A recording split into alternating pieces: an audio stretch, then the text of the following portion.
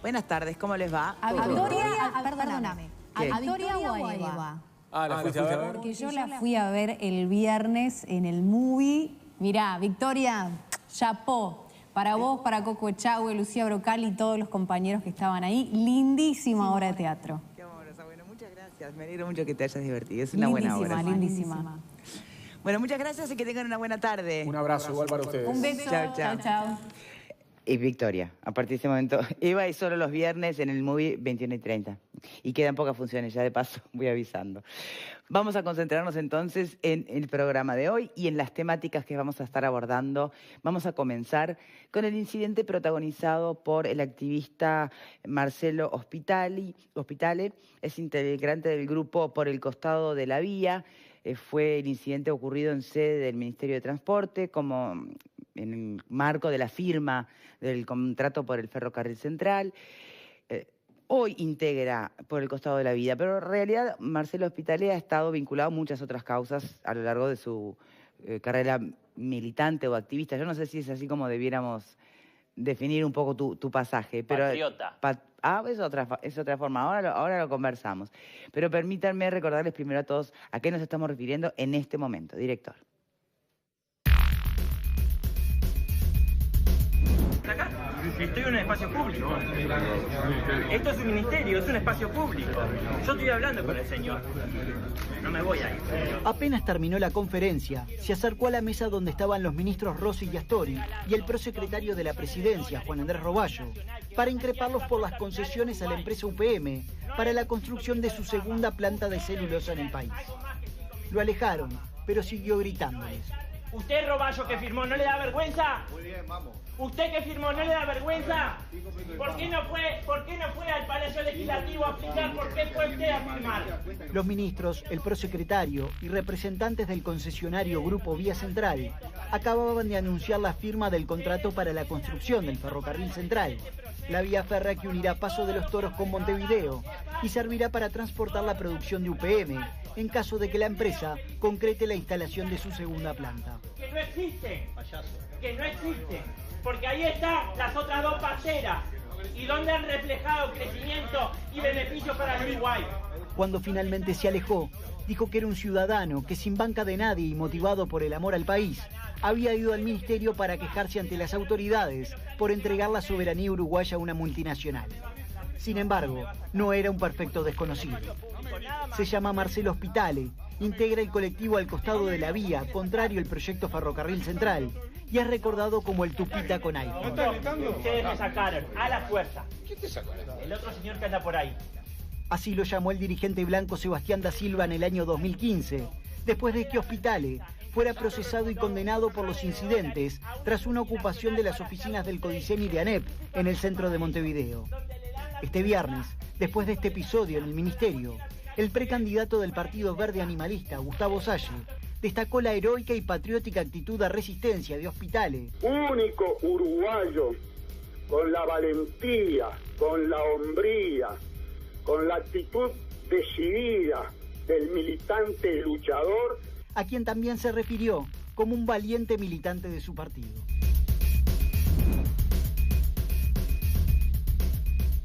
Bien.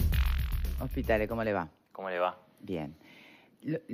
Varias preguntas, por supuesto, ¿no? Pero la primera es la que me parece que es la más pertinente, es porque después podremos cuestionar las formas. Ahora, en cuanto al contenido, ¿no? En cuanto al contenido de lo que usted plantea, después, insisto, después vemos la forma.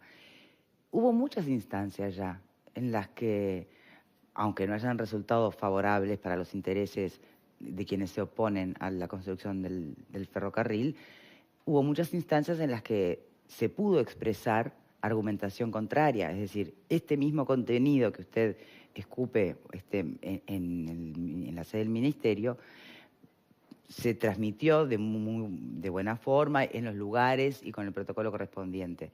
Entonces, ¿por qué ahora? ¿Por qué en la sede? ¿Por qué cuando ya se agotaron todos los demás recursos?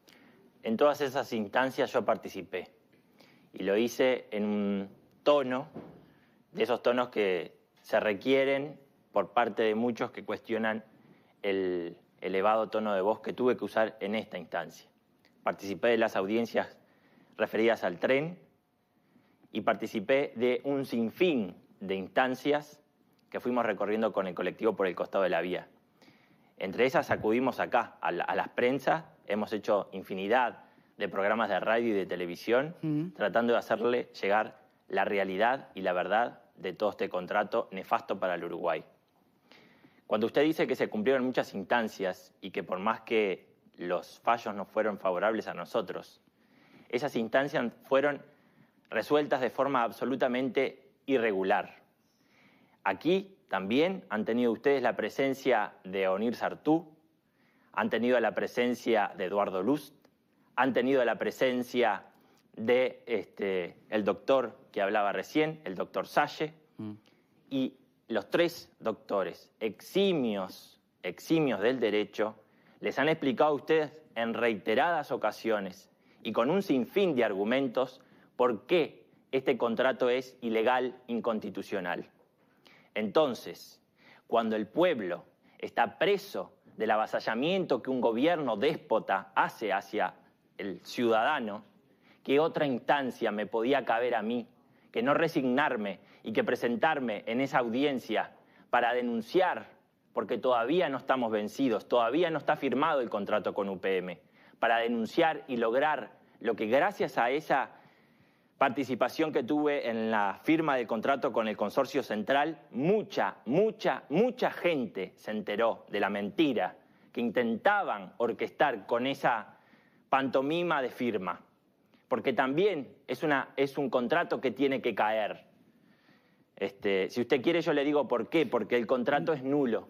Bien, no, antes diría eso porque para eso están los que usted considera y llama correctamente como eximios del derecho, ¿no?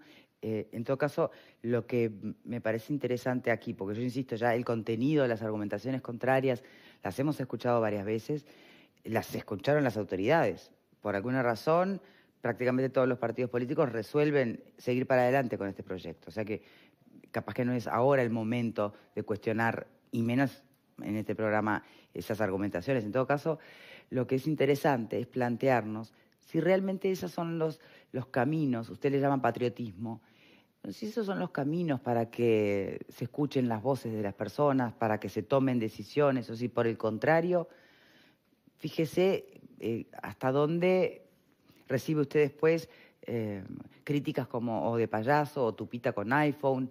En definitiva, ¿sirve a la causa que usted defiende esa forma de proceder? Victoria, ¿usted sabe quién fue que me decía 18 veces payaso en la cara? ¿Sabe quién es? Álvaro Pérez. Fue director del INPO, el señor que imprimió este libro. Este libro que es el Código Civil. Lo imprimió esa institución del Estado. Ese señor, con ese cargo, con esa jerarquía, era el que se intercedía entre mi persona y el ministro, quien era con quien yo quería hablar y le había planteado en un tono absolutamente cordial una pregunta incómoda. Ahí, cuando le tengo la mano agarrada al ministro y a Astori, que estaba al lado, vienen sus guardaespaldas y empiezan a caminar hacia mí y a empujarme, y a empujarme, y a empujarme. Lo que se vio, no es que me aplicaron violencia, pero caminaban hacia mí y me hacían así. ¿Y cuál sería la otra opción? Que usted invadiera la sala y dijera todo lo que tenía ganas. Era una conferencia de prensa y yo estaba siendo respetuoso en una instancia histórica, porque se está firmando un contrato que le insume al Uruguay perjudicarse económicamente y a su vez, lo más importante, avasallar la Constitución. No puede ser que se esté objetando a un ciudadano que, indignado porque no se le están respetando los derechos a los ciudadanos, esas instancias son ficticias, no se respetaron. Estoy hablando de que el doctor Luz ha interpuesto recursos de revocación, tanto a la declaración de creación urgente y necesaria del ferrocarril central. ¿Y sabe qué le dijeron en el Ministerio de Vivienda cuando fue a presentar el recurso de revocación? Que tenían la orden de no recibir recursos contra ese proyecto. Insisto, Hospitale, ¿por qué está usted ahí en esa circunstancia? ¿No está Lust? ¿No está Salle? ¿Que lo mandan a usted Le voy a explicar por qué fui yo. No entendí, sí. Le voy a explicar por qué fui yo, porque están diciendo que yo estoy mandado, que a mí me bancan, como también dice este señor que me dice payaso. Y yo le contesto que a mí no me banca nadie. Yo actúo porque amo el Uruguay y no puedo creer en lo que nos están metiendo. No lo puedo creer porque si alguno de ustedes leyó el contrato de lo que significa el acuerdo de UPM y Row, ¿alguno lo leyó? Ha sido así manejado aquí en el programa. No, manejado no. ¿Alguno lo leyó? ¿Tengo que leerlo? No, sí, hay autoridades en las que nosotros depositamos nuestra confianza y la representatividad. Cada contrato que firma el Poder Ejecutivo. Tiene sentido y además tampoco creo que usted haya podido leerlo. No es confidencial. ¿Cómo que no? No es confidencial. Tiene partes que son confidenciales. ¿Por qué? Le voy a decir. Y eso es otra cosa que se está denunciando. Porque le han hecho modificaciones y no han querido mostrar cuáles son las modificaciones. Pero igual, con lo que sí muestran, es absolutamente ilógico que lo estemos apoyando al proyecto. ¿Sabe cuántas veces en distintos asuntos del quehacer nacional hay disidencias, hay miradas contrapuestas? Insisto, ¿es la forma de resolverlas ir a hacer escenas? Victoria. Tardíamente, porque además podría haberla hecho antes. Las disidencias se tienen que resolver con lógica y con fundamento. ¿Con la lógica de quién, Marcelo? No se puede actuar como feligrés, hipotecando la República. No se puede sentar ahí a un ministro o a un funcionario del Estado y creerle en lo que está diciendo si usted no se toma el trabajo de leer el contrato. Porque ahí, en ese contrato es donde se esconde la verdad. Yo no puedo aceptar que usted me diga acá hemos tratado infinidad de veces el tema. Es el tema que el gobierno mismo dice es la obra más importante de toda la historia. Y no hemos tenido el valor y la paciencia de sentarnos 2 horas a estudiar un contrato. Lo que estamos ahora le voy a pasar al panel para que puedan conversar con usted. Simplemente yo insisto en algo concreto. Usted no tiene ni idea si yo o si los que estamos acá estamos de acuerdo o no con el contrato del ferrocarril. No tiene ni idea. Por supuesto que no. La pregunta fue si lo leyeron. Como tampoco sabe si muchas de las personas que terminan aprobando ese contrato lo hacen por convicción total o porque entienden que algún punto efectivamente están convencidos que puede ser bueno para el país o no, aun cuando haya diferencias significativas en cuanto a qué país queremos.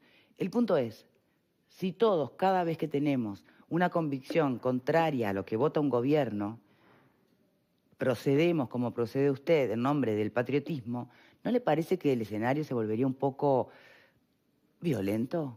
¿Y a usted no le parece que si el escenario es rendirse a lo que un gobierno está avasallando la Constitución, esto no se convierte en una dictadura? Bueno. ¿Con la aceptación del pueblo? ¿Por qué subestima así a la gente, Marcelo? No, yo le estoy diciendo que se está avasallando la Constitución y que eximios doctores del derecho lo están denunciando. Y no son los que están ladrando en una sede de un ministerio. Por algo es. Pero no les están haciendo ningún tipo de respuesta. Los están ignorando. El Parlamento no está actuando tampoco. Han llamado los parlamentarios y hay actuaciones parciales, pero luego no se procede a continuar. Los parlamentarios, ninguno ha ido al Poder Judicial a denunciarlos. A ver, vamos a pasarlo al panel. Valentía, porque yo desde la lógica de hospitales, él lo entiende como valentía. Él y Salle, ¿no? Seguramente más de uno también. ¿Es valentía o es otra cosa?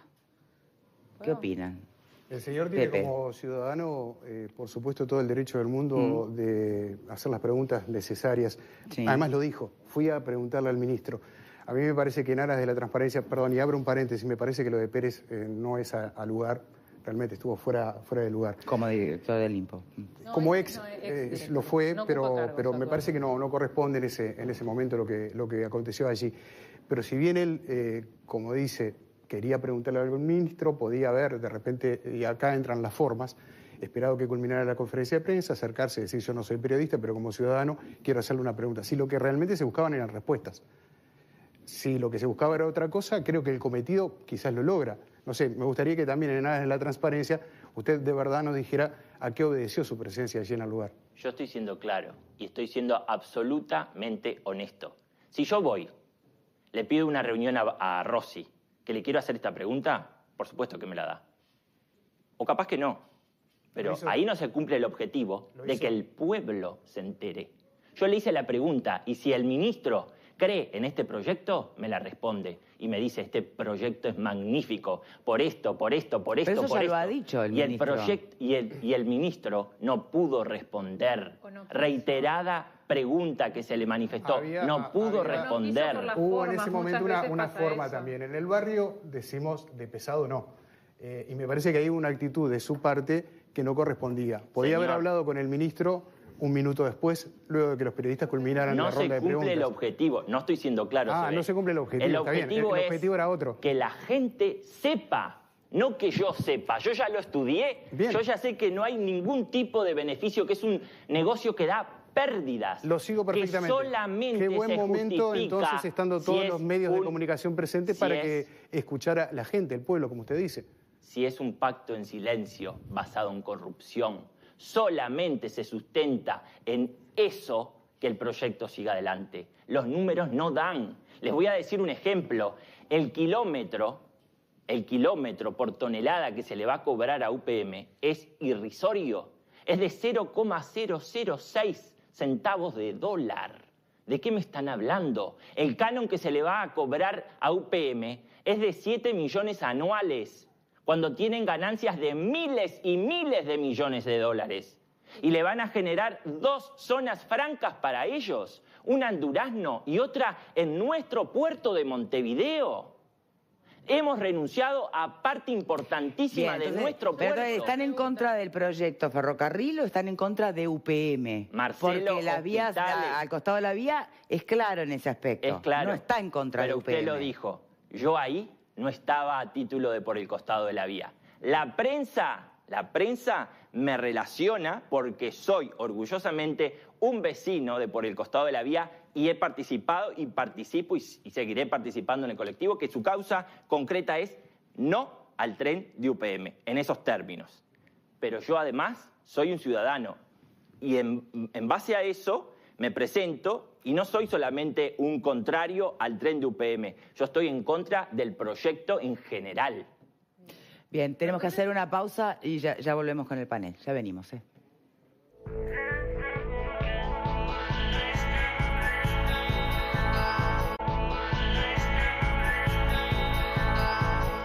Presenta Sensus. Descubrí la nueva línea de jabones líquidos Sensus y sentí la diferencia. Se te pasó, te olvidaste, no le compraste el regalo a mamá. Bueno, más vale tarde que nunca. Pedí el préstamo que necesites en 12 cuotas y la última cuota es regalo ¿de quién? De Vía Confort. Tu préstamo en Vía Confort. 12 cuotas con la mejor financiación y pagando en fecha. La última cuota va de regalo. No te quedes sin regalo, no te quedes sin tu préstamo. ¿Dónde lo tenés que pedir? Ya, mira, en Vía Confort. Acordate, la última cuota va de regalo. Llama al 2507-3883. Bien, panelistas. Sí, cómo no. Yo tengo un par de dudas con respecto a un montón de cosas que vos planteás. Por ejemplo, decís que es abiertamente inconstitucional y que viola la Constitución. Para definir que eso sea así hay mecanismos y vos por suerte tenés ese contacto con abogados de primera línea que recién los mencionaste, por lo tanto podrían intentar algún recurso de inconstitucionalidad si realmente están convencidos de que así sea. Entonces me parece que es una vía que si bien no tiene toda esta teatralidad de este encuentro, puede llegar a ser hasta más efectiva. Eso por un lado. Y por otro lado, cuando yo te escucho hablar, no me queda muy claro cuál es el modelo de país que vos perseguís. El modelo de país que yo prefiero o apunto es, por ejemplo... Por el que vos haces estas cosas, por el que vos te voy a contestar. Hechos. En este momento se está por desalojar a 4 familias de producción familiar rural en Artigas. Yo no quiero eso. No quiero que el país tenga la capacidad de disponer de 1.100 millones concretamente para la obra del ferrocarril y no tenga dinero para poder solventar esas realidades. Pero yo hablo a escala macro, o sea, sí, ¿qué eso tipo es escala de país, macro. ¿qué tipo ¿Cómo de país se distribuye la tierra, por ejemplo? Bueno, que no haya una extranjerización del 62% del territorio como ocurrió con los 3 mandatos del Frente Amplio, que se mandó la contrarreforma más grande de toda la historia, cuando habían llegado al gobierno votados por la gente para que hicieran unas políticas inspiradas en reforma agraria. No reforma agraria porque vivimos en el siglo XXI, pero sí inspiradas en una reforma agraria. Que prevalecieran los derechos de los nativos, que prevalecieran los derechos de los pequeños y medianos productores, que no se nos fundan las industrias lácteas, que no se pague, por ejemplo, para potabilizar el agua $2.000 la tonelada y se la vendan a Brasil a $66 la tonelada. Ese tipo de cosas son las que a mí me indignan. Claro, bien. Pero no me hablaste del modelo igual. Permitime ampliar sí, pero, claro. Cristian. Sí. Yo creo que aquí se ha puesto mucho énfasis en la forma en que eligió Hospitales de manifestar sus discrepancias. Y ese es un aspecto que se puede discutir, acá ya se ha hecho, y me parece que, en fin, se han escuchado todos los puntos de vista. El otro abordaje que se puede hacer es justamente sobre el tema de fondo que plantea Hospitales, que de alguna manera se hace intérprete de mucha gente, con un estilo personal propio, también hay que decirlo, que se hace eco de muchas dudas que hay en el país. Dudas que, como bien dice Hospitales, no están ancladas en lo que podemos llamar el sistema político del país. Eso también es verdad. Las voces más firmes en ese sentido se han escuchado en la prensa a través del semanario que dirige nuestro compañero Alfredo García, con columnas muy bien fundadas del doctor Sartú, que ha escrito reiteradamente sobre el tema con muchos fundamentos, con mucha seriedad. El doctor Luz, profesor de Derecho Constitucional, que ha estado varias veces aquí. Entidades agropecuarias que han manifestado su duda, pero no... Y el propio colectivo por el costado de la vía, ¿no? Bueno, por supuesto, claro, pero me refiero al conjunto del proyecto. Pero también es verdad que no en el sistema político no han encontrado el eco que tienen con tanto fundamento fuera del sistema político. Y uno puede entender que, bueno, hay intendencias que están muy expectantes por la posibilidad de que en sus departamentos se instale la planta, con todo lo que ello pueda generar de posibilidades de trabajo. Hay empresas constructoras que van a movilizar cientos o miles de millones de dólares con la construcción del tren. Por lo tanto, también detrás de eso hay sindicatos que están esperando que haya una posibilidad de laborar allí. O sea, hay muchos intereses enfrentados. Pero también es cierto que paulatinamente se van empezando a escuchar voces también de dentro del sistema político que reflejan dudas sobre el proyecto. Y me voy a limitar a una de alguien que tiene todas las credenciales que se pueden tener por haber sido 2 veces presidente de la República, como es el doctor Sanguinetti, que en las últimas horas, sin enfrentar el proyecto en su conjunto, se refirió, son palabras textuales del doctor Sanguinetti, al secretismo y la clandestinidad con la que se negoció este tema entre Finlandia y Uruguay. Y este me parece que es el punto central, porque si hay secretismo y hay confidencialidad, estamos en las antípodas de lo que tiene que ser un tema de interés público en la sociedad abierta y democrática. Tiene que ser transparente, abierto, que se pueda discutir a todo nivel. Por lo tanto, si hay secretismo y clandestinidad, y hay cláusulas secretas que se van modificando conforme pasa el tiempo y se conocen ciertas objeciones, me parece que estamos ante un problema muy serio. Y si bien quizás el estilo del señor Hospitales no es el que estamos acostumbrados en el país, o por lo menos que una parte del país no está acostumbrada, porque hay otra parte del país que sí estuvo acostumbrada a este estilo y ahora lo rechaza. Cierro el paréntesis. Pero hay gente a quienes siempre nos pareció mal este estilo. Hay otra gente que le parecía bien en otro momento y le parece mal ahora. Eso también es verdad y hay que decirlo. Por lo tanto, sea cual sea el motivo y la circunstancia, el tema de fondo no es si le dijo payaso o no le dijo payaso, y si le dijo 15 veces, 17 veces o no le dijo tantas veces payaso, ni siquiera el tono del señor Hospitales, sino el secretismo y la clandestinidad de un tema que, al implicar un acuerdo entre Finlandia y Uruguay, tiene que haber pasado por el Parlamento. Porque un acuerdo que compromete al país, el Poder Ejecutivo no lo puede hacer por sí y ante sí.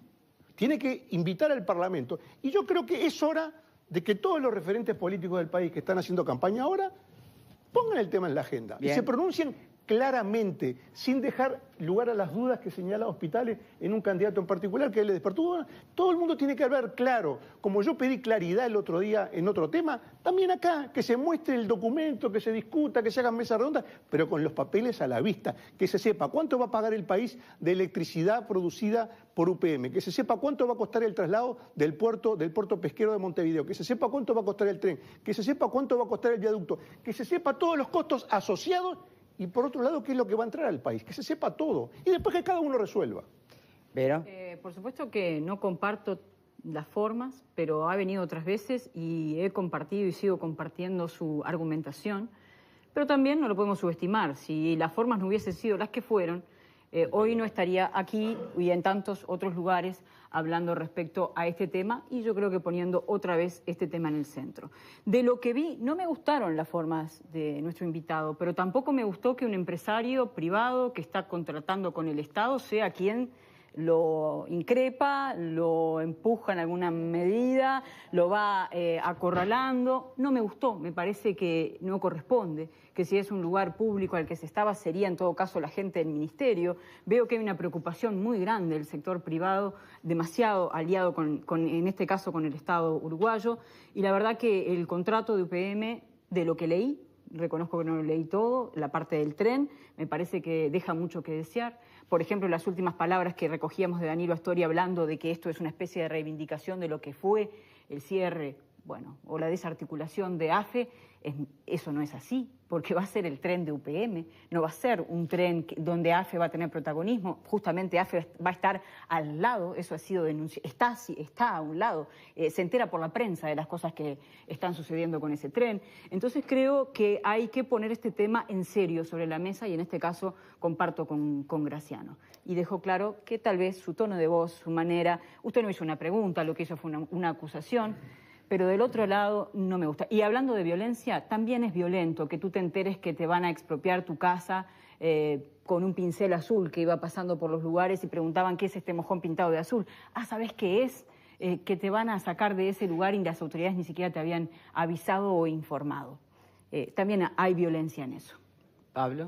Bueno, en realidad yo particularmente no estoy de acuerdo con el contrato de UPM. Creo que hay determinadas falencias y determinados datos que no se han revelado, mucho menos, por supuesto, con el contrato del ferrocarril, que como comentábamos recién, es un contrato que en realidad no es un contrato de ferrocarril para Uruguay, sino que es un contrato para UPM, está dentro del contrato, sino en ferrocarril. Entre otras cosas no viene. No me parece tampoco que sea la forma en que empleaste el de expresarte, aunque si bien era la única que tenías en ese momento. No comparto eso de que si se presentan recursos de inconstitucionalidad, etcétera, etcétera, y el Poder Judicial dictamina determinada cosa y no estoy de acuerdo, entonces hago lo que quiero. Eso no está en la Constitución, como acabas de decir. Creo que hay que respetar las formas. Podemos compartir la idea que tú contenidos. Tenés. Exactamente, lo podemos compartir. De hecho, yo muchas cosas comparto contigo. Lo que no puedo darte jamás la derecha es en la forma de cómo expresás esa discrepancia, porque si no se termina todo en un caos. Vivimos en un país democrático donde hay determinados organismos donde se pueden expresar las disconformidades. Y creo que por ahí es el camino y no el camino del grito, No va por ahí, me parece. Alfredo. Mira, la protesta me parece bien. Yo creo que cada uno puede expresarse libremente. Yo me protesté y sigo protestando muchas veces por diferentes temas. Pero vamos a poner las cosas en su lugar porque, en definitiva, no crean que ese tipo de protesta que hizo Marcelo, es decir, no trasciende más de que viene hoy a televisión y da mañana 2 o 3 días. ¿Ustedes se acuerdan? ¿Alguien se acuerda que en 1976, cuando estaban entregando el premio Nobel a Milton Friedman, hubo un tipo que se metió en la ceremonia, en la casa de concierto de Estocolmo, gritando y lo sacaron? Nadie se acuerda. ¿Alguien se acuerda de la Argentina Carrozo en la conferencia de Viena? Varios. Sí, solo porque estaba en bikini, porque si no ni se acordaban de que en 2006 protestó contra la reina de Gualeguaychú. Sí, desapareció, y no hace tanto tiempo, 2006, 2010. Sí, lo de Marcelo, mañana no se acuerda nadie. Así que me parece que... Pero están todo derecho a hacerlo. Si vos te sentís bien, dale con fe. Yo creo que lo correcto fue lo que hizo Víctor Rossi. Ya lo hizo otras veces. Es decir, cuando fue Carmelo también lo increparon y él no entra en la provocación. Yo creo que es una forma de provocar. Estás en tu derecho. Este gobierno déspota te autoriza a que vos hagas eso y no te mete preso. Pero yo creo que en el fondo es una cuestión mediática. Ahora faltaba más, ¿no? Pero él habló del gobierno déspota, entonces digo que no lo mete preso por eso. Entonces, a mí me parece bien, está todo bien, dale con fe. Si te sentís feliz, bárbaro. Evidentemente no logran, ese pueblo que tanto invocás, no logra interesarse ni darle bola a todo lo que me están haciendo, porque yo fui, cuando presentaron la firma de impugnación en la Torre Ejecutiva, y había 500 personas.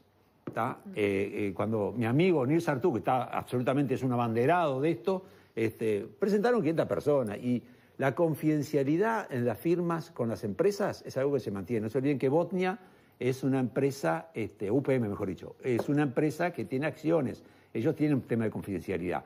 Evidentemente, una cosa es secretismo y otra cosa es confidencialidad. A mí el proyecto de UPM me parece que se dieron demasiadas cosas. Para mí es discutible, ¿ah? Pero de ahí a ponerle que estamos entregando el país, no sé, me parece que es un poquito, se está exagerando un poco la nota y creo que a nivel popular salgan de la burbuja porque mucha gente no le da pelota. Este es el problema, no tiene rédito. Todo esto hace que él hoy esté acá y que hablemos de estos 2 días, pero no logra ese rédito de que se discuta de verdad del proyecto, de que se discuta seriamente el proyecto y por el proyecto y no por cómo los activistas protestan o no. Me parece que también este tipo de protesta, de la que coincido con Alfredo, está en todo su derecho de hacerla, a algunos nos gustará, a algunos no nos gustará, pero está en su derecho de hacerla, lo que hace es que perdamos el foco y que hablemos de lo que ellos querrían que estemos hablando. Bien, nos quedan los últimos minutos, corresponden a nuestro invitado, Marcelo Spitale. Sí, voy a contestar una cosa de Pascale. Él participó hace una semana o una semana y media de un evento que conmemoraba los 50 años de la forestación en Uruguay, donde se escribió un libro. Y yo le pregunto a él si en aquellos fundamentos iniciales de la creación de la forestación estaba prevista la cláusula que ahora firma el Frente Amplio para que la pasta de celulosa que produce no se le pueda vender, por ejemplo, a una industria nacional del papel. ¿Estaba previsto eso? Porque tenemos enormes cantidades de hectáreas de forestadas y eso nos podría proveer de materias primas para generar una industria de la madera, de muebles, de papeles. Pero ¿sabe qué? Hay una cláusula que el 100% de lo que se produzca de celulosa se tiene que exportar. No puede industrializarse acá. Otra cosa voy a contestarle al doctor. Usted dice que el tono mío, las formas, pero que está en desacuerdo con el proyecto a nivel general. Yo le pregunto, ¿de quién depende el ordenamiento territorial? De las intendencias. Entonces, cuando no existen los estudios de impacto territorial que amparen ese proyecto, y eso significa que no está garantizado el respeto irrestricto a los derechos humanos de todos los 35.750 que viven al costado de la vía. ¿De qué me está hablando?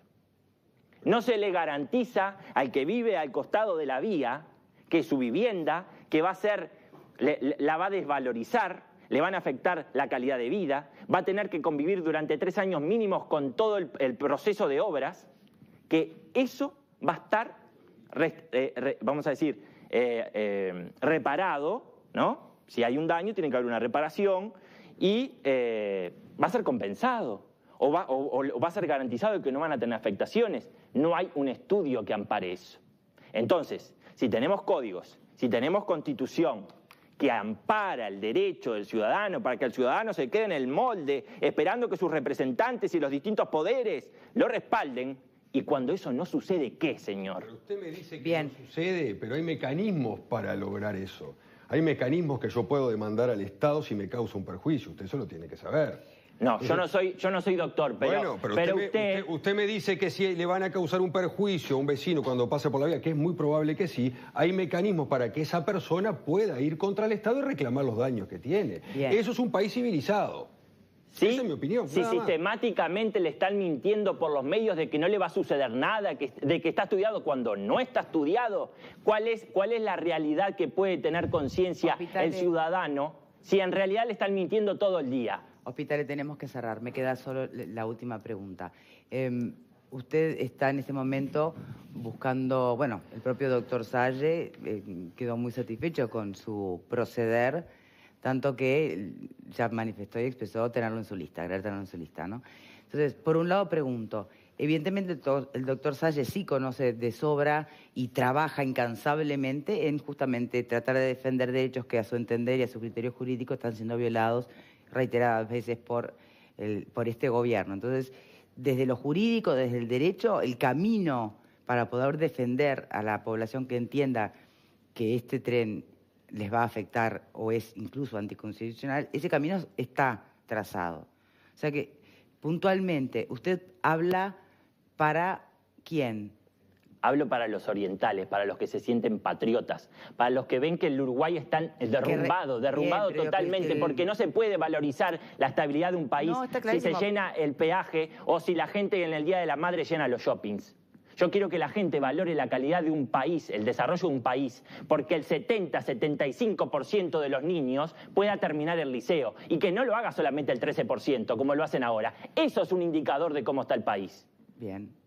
Seguramente va a obtener muchos votos con estas exposiciones. Hay mucha gente que lo siente así, mucha gente que lo piensa y tal vez tiene otra manera más medida de poderlo comunicar, pero seguramente haya mucha gente que comparta su punto de vista. ¿Me permitís mandar un saludo especial? Sí, cómo no. A Sonia Gómez y a todo el colectivo Por el Costado de la Vía, porque cuando se sucedió la marcha del agua, fueron reprimidas. Nadie acudió para ver qué había pasado esa marcha, no tuvo repercusión ninguna, y ahí se justifica por qué mi presencia ahí, porque lo que no se ve no existió.